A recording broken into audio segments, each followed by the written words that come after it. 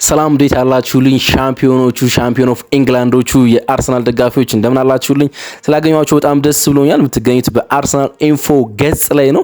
ከሻምፒዮንስ ሊግ ምሽት በኋላ አልተገናኘንም። ዛሬና እሱን ልንተርክ ከእናንተ ጋር ተገናኝተናል። የሻምፒዮንስ ሊግ ምሽት የነበሩትን ሁነትና ትናንትና በለንደን የነበረውን የአርሰናል ፓራይድ እንመለከታለን። በእንግሊዝ እግር ኳስ ታሪክ በእንግሊዝ ምድር ውስጥ ሜትሮፖሊታኖ ፖሊስ እንዳረጋገጠው ከፍተኛው የህዝብ ድጋፍ ወይም ፓራይድ ትናንትና በለንደን ከተማዎች በኢስሊንግተን እንደነበረ የእንግሊዝ ፖሊስ ማሳወቅ ችሏል። እሱ ድባብ እንዴት እንደነበረ ከሻምፒዮንስ ሊግ ምሽት ጀምሮ እስከ ትናንት ነው ድጋፍ ድረስ ያለው ሁነት ልንቃኝ እናንተ ጋር ተገናኝተናል። በድጋሚ ስላገኘናችሁ በጣም ደስ ብሎናል። ከሻምፒዮንስ ሊግ ምሽት በኋላ ጥቂት የስሜት መረበሽ ነበረ። ከዛ ወጠን የትናንትናው ፓራይድ በላይቭ ከትናንትና ከቀን 8 ሰዓት እስከ ምሽት 2 ሰዓት የነበረውን ፓራይድ በላይቭ ተመልክተን ለእናንተ ዛሬ ዘን ቀርበናል። ስለምትከታተሉና ቆይታችሁን ከኛ ጋር ስለምታደርጉ ከልብ እናመሰግናለን።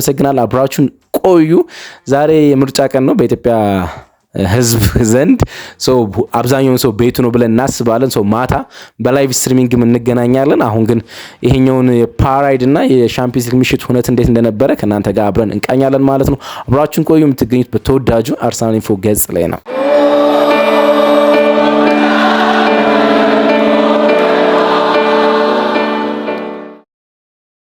ተመለስኩላችሁ አድማጮቻችን። የእንግሊዝ ፖሊስ ሜትሮፖሊታኖ ፖሊስ ማለት ነው በእንግሊዝ ምድር ከተከናወኑ ሁሉ ፓራይዶች ይሄኛው በከፍተኛው ነው ይላል።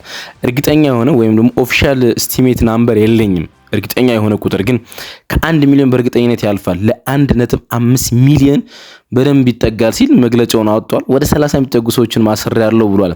የተለያዩ እጾችን ሲጠቀሙ ያገኟቸው እንዲሁም ደግሞ በሴቶች ላይ ሃራስመንት ሲፈጽሙና የተለያዩ ፖሎችና መብራቶች፣ የትራፊክ ላይቶች በተለይ ደግሞ ሴንሲቲቭ የሆኑ ላይ ሲወጡ ያገኟቸውን ሰዎች አስር ያለው ብሏል። ሜትሮፖሊታኑ በእንግሊዝ ምድር እላችኋለሁ በለንደን ጎዳናዎች እንደዚህ ፓራይድ በተመልክቶ አያውቅም። እግር ኳስ አፍቃሪ እና እንግሊዝ ትናንትና በተለይ ደግሞ ለንደን ምዕራቡ ደቡብ የእንግሊዝ ክፍል ማለት ነው በጣም ደምቆ ነበረ። የኦፕን ቶፕ ባሱ መዞር የጀመረው በኤምሬትስ ዙሪያ ነው። ከዛ በኢስሊንግተን አድርጎ በቀድሞ ሃይቤሪ ዙሮ ካኖቤሪ ዙሮ ወደ ኤምሬትስ ነው መመለስ የቻሉ። ስለ ፓራይዱ ብዙ እናወራለን ግን ከሻምፒዮንስ ሊግ ምሽት በኋላ አልተገናኘንም። ጥቂት ምልከታን አድርገን ከዛ የሻምፒዮንስ ሊግ ምሽት ከቡዳፔስት ወደዚህኛው የለንደን ጎዳናዎች ውብ ምሽት እንቃኘዋለን ማለት ነው። አርሰናል በጣም አስደናቂ ፐርፎርማንስ ነበረው። በአርሰናል የፍጻሜ ጨዋታ ወይም በአርሰናል በዚህ ውድድር ዓመት ወይም ደግሞ በቅርብ ጊዜያቶች በጣም የተበሳጨውበት ቀን ነበር። የሻምፒዮንስ ሊግ ማለት በአርሰናል ፐርፎርማንስ አይደለም። ወደ ሻምፒዮንስ ሊግ ምሽት ስናመራ የፕሪሚየር ሊግ ዋንጫ በልተነው ስለሄድነ ወይ ደግሞ የፕሪሚየር ሊግ ዋንጫ አሳክተን ስለሄድነ ለዋንጫው ብዙም ጉጉት አልነበረኝም። ወይም ደግሞ ብናሸንፈው በጣም ትልቅ እርካታና በአርሰናል እግር ኳስ ታሪክ ውስጥ ከ1886 ምስረታ በኋላ ወይም ደግሞ ወደ ሻምፒዮንስ ሊግ መሳተፍ ከጀመርንባቸው ያለፉት 100 ምናምን ዓመታት በኋላ ትልቁ ውጤት ነው የሚሆነው። ቴሪ ዳን ኦነሪ እኛ ኢንቪዚብል እናንተ አንፎርጌቴብል ትባላላችሁ ብሎ ለቡካዮ ሳካ እንደነገረው ማለት ነው። ማይረሳ ነበር የሚሆነው ቢኮዝ የፕሪሚየር ሊግ እና ሻምፒዮንስ ሊግ ዋንጫ ማንሳት ለዚህ ክለብ አዲስ ስለሚሆን ማለት ነው። ግን ይሄ ክለብ ረጅም ጉዞ ነበር የተጓዘው በቅርብ ዓመታት ውስጥ ማለት ነው። ከምንም ወደ ዋንጫ ተፎካካሪነት ከዛ ደግሞ ዋንጫውን ስለማንሳት የቻለ ቡድን ነውና ሻምፒዮንስ ሊግ ካላነሳ ብለን ምን ቆምርበት ቡድን አይደለም። ግን ብዙ ጥያቄዎች በነበሩበት ጨዋታ ያሰላለፍ ጥያቄዎች ዩሪያን ቲምበር ወይስ ሞስኬራ፣ ሂንካፔ ወይስ ካላፊዮሪ፣ ወይ ማርቲን ኦዲጋርድ ወይስ ኤብሪቼ ኤዜ፣ ማርቲን ዙቢሚንዲ ወይስ ሉዊስ ማይልስ ኬሊ፣ ደግሞ ከፊት መስመር ቪክተር ኤከርስ ወይስ ካይ ሃቨርትዝ የሚሉ ጥያቄዎች ነበሩ። ሚኬል አርቴታ የራሱን ቤስት 11 ይዞ ወደ ቡዳፔስት ፑሽካሽ አሬና ገባ። ሞስኬራ ጀመረ፣ ሂንካፔ ከግራ ነበረ፣ ሉዊስ ማይልስ ኬሊ ከወራቶች በፊት ባለፈው የውድድር ዓመት የቤርናቦ አስደናቂው የ19 ዓመት ወጣት ተጫዋች በቤርናቦ ብዙዎችን ያስገረመው ተጫዋች የግራ መስመር ፉልባክ ሶስተኛ ተመራጭ ነበረ ከሂንካፔና ካላፊዮሪ በኋላ የሚመረጥ ማለት ነው። አሁን ግን በሻምፒዮንስ ሊግ ምሽት ፍጻሜ ላይ የሚሳተፍ የቡድኑ ወሳኙ የመሃል ሜዳ ተጫዋች ሆኗል። ታሪክ እንደዚህ ይቀየራል ለማመን በሚከብድ ደረጃ ማለት ነው። የሉዊስ ማይልስ ኬሊ ታሪኮች እንደዚህ ነው የሚቀየሩት። ባለፈው የውድድር ዓመት ሳይጠብቅ በዛ ቦታ ላይ በግራ መስመር ተከላካይነት ዋናው የአርሰናል ተጫዋቹ ነው ተመለከት ነው። በትልልቅ የአውሮፓ ሻምፒዮንስ ሊግ ምሽቶች ላይ ቋሚ ነው የሚጫወት። ፓርክ ደ ፕራንስ በሉት ወይም ቤርናቦ በሉት በቋሚ አስተላለፍ የሚጀምር ወሳኝ ተጫዋች ሆነ። በዚህ ውድድር ዓመት በ19 ዓመቱ የአርሰናል ወሳኝ ተጫዋች ነው በሻምፒዮንስ ሊግ ምሽት ሲጫወት ተመለከት ነውና ከወራት በፊት ግን እንደዛ አልነበረም። ራሱ ነው የራሱን ታሪክ መቀየር የቻለው።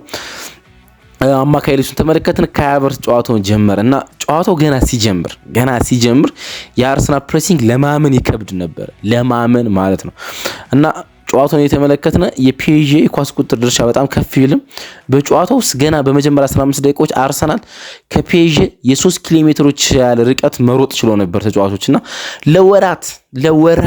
ለወራት ያህል ይሄ ቡድን የፒኤስጂ ቡድን ለዚህ የሻምፒዮንስ ሊግ ጨዋታ ብቻ ሲዘጋጅ ነበር ለግማሽ ፍጻሜና ለፋይናል ማለት። አርሰናል ደግሞ በከባዱ የእንግሊዝ ፕሪሚየር ሊግ ውስጥ በፈታኝነት ተፈትኖ የመጣ ቡድን ነው። በጣም አድካሚ ሲዝን ያሳለፈ 62 ጨዋታዎችን አከናውኖ የመጣ ይሄኛው ጨዋታው 63ኛ ጨዋታው የነበረ ቡድን ነበር።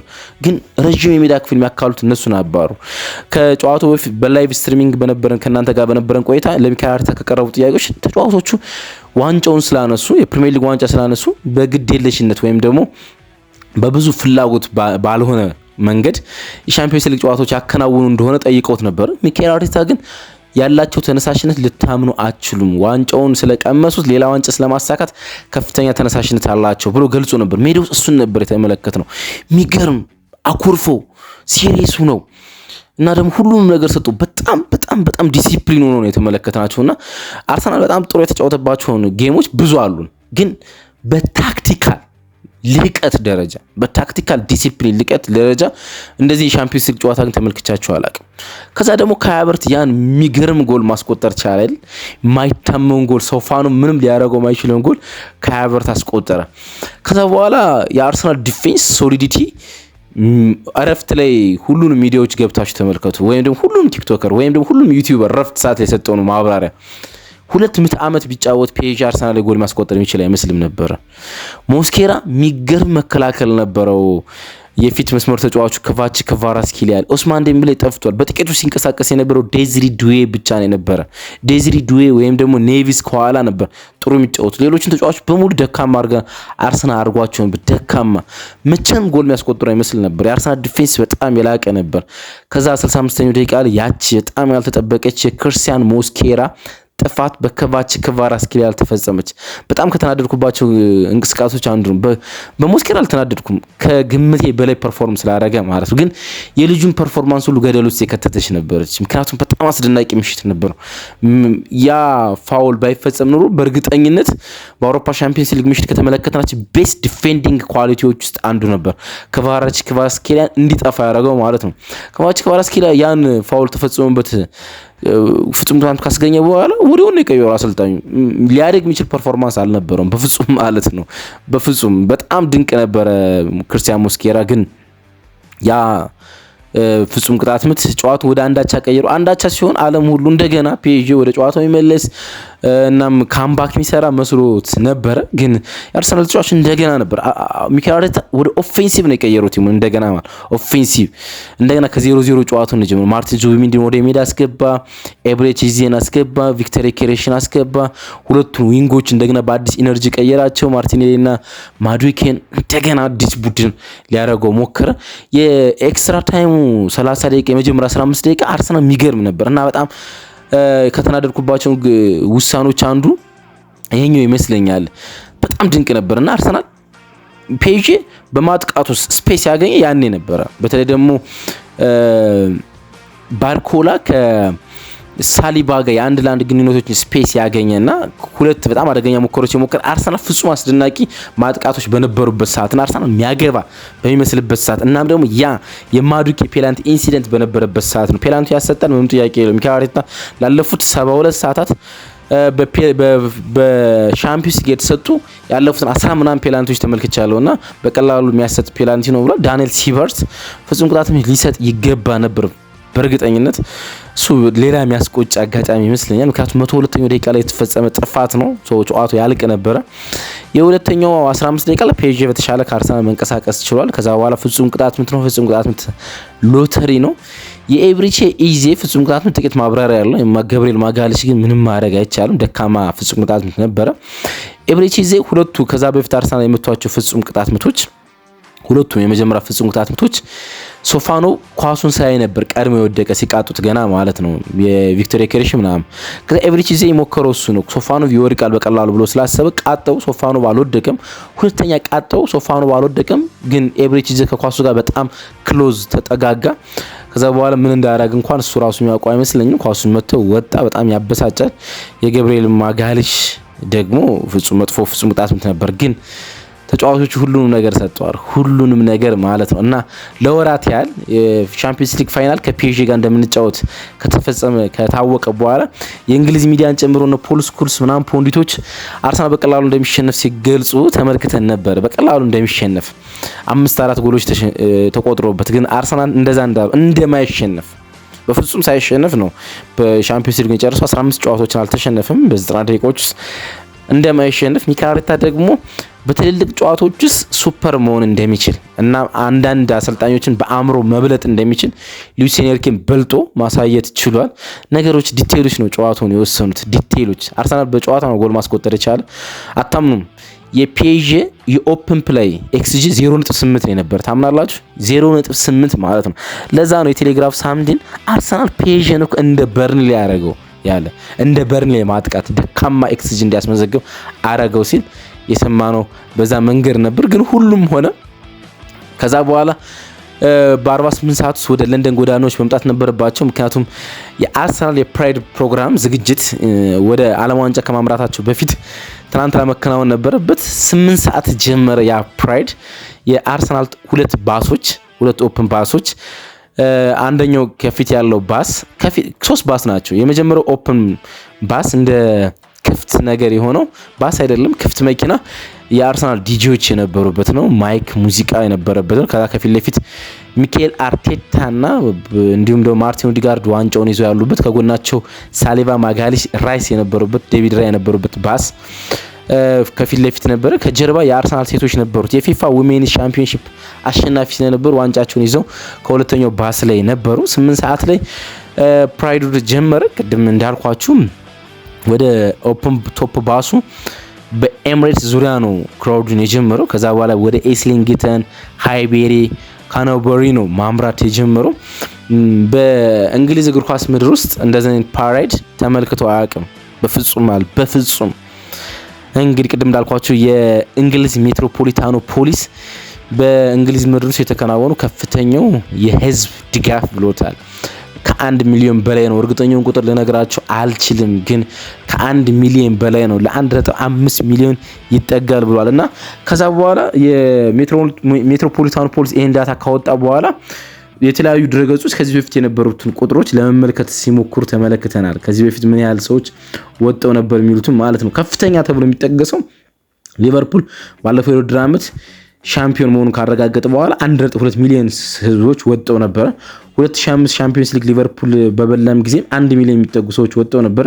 2019 እንዲሁም ሊቨርፑል የቻምፒየንስ ሊግ ዋንጫ በበላበት ጊዜ በራፋኤል ቤኔቲስ 750 ሺህ የሚጠጉ ሰዎች ወጣው ነበር።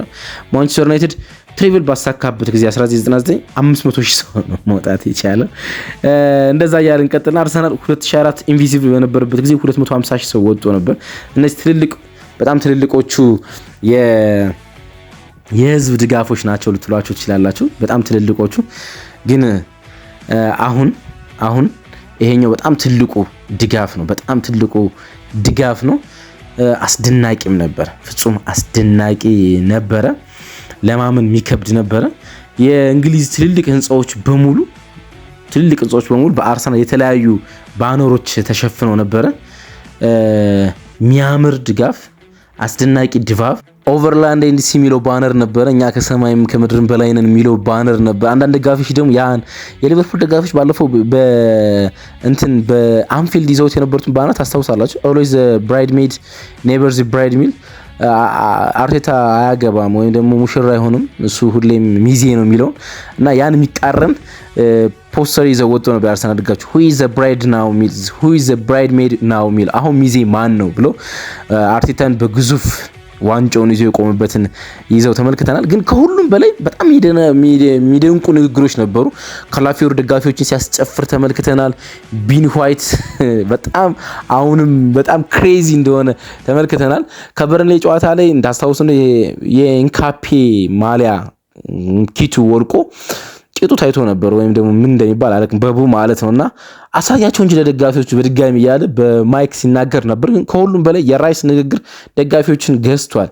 ኔክስት ይር ዊ አር ባክ ሞር ሚል ማለት ነው። ኔክስት ይር ዊ አር ካም ባክ ሞር፣ ኔክስት ይር እዚህ ስንገናኝ የተሻለ ዋንጫዎች ይዘን እንመጣለን የሚል ነበረ። ኒውዮርክም ደምቃ ነበር። እንግዲህ ኒውዮርክ ከንቲባ የአርሰናል ደጋፊ እንደሆነ ይታወቃልና የኒውዮርክ ኤምፓየር ስቴት ህንፃ በአርሰናል ሬድ ኤንድ ዋይት ከለር አሸብርቆ ተመልክተን ነበረ። የአርሰናል ሲዝን በደማቁ ሁኔታ ትናንትና በለንደን፣ በኒውዮርክ፣ ባለፈው ሳምንት በአዲስ አበባ፣ ባለፈው ሳምንት በናይሮቢ በደማቁ ሁኔታ ተጠናቋል። አሁን ስለ ዝውውሮች ስለሚቀጥለው ሲዝን የምናወራበት ጊዜ የደረሰ ይመስለኛል። እንዴት ነበረ የእንግሊዝ ፕራይዱ? እንዴት ነበረ? ስሜቶቹን ብጽፉልኝ ደስ ይለኛል። ወዳችኋለሁ። ባይ